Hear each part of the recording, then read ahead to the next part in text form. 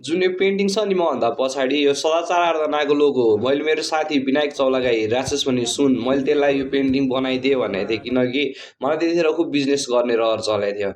त्यतिखेर यो बिजनेस के भन्दाखेरि कुनै पनि विवाह व्रत बन्ध अथवा पूजाहरूको लागि चाहिँ अनलाइनबाट सामान बेच्ने। मैले टिकटक इन्स्टाग्रामहरूमा कन्टेन्ट बनाउँछु त्यहाँ अगाडि उभिएर भनेर त्यसलाई पेन्टिङ गर्न लागेको थिएँ। अनि it's been more than 4 years कि मैले त्यतिखेर कन्टेन्ट त बनाएँ तर त्यस्तो मजाले चलाउन सकिनँ। यसरी झर्छ हो। यस्तै गरी त्यो जुन मोटिभेसन थियो त्यो झरेको थियो त्यतिखेर।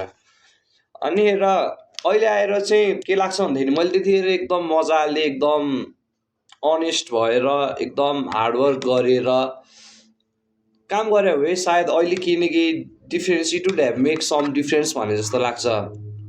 It's been more than 4 years I kind of feel regret मैले गरिनँ त्यतिखेर। I really thought it would work. अहिले पनि I really think it will work. मजाले लाग्यो भने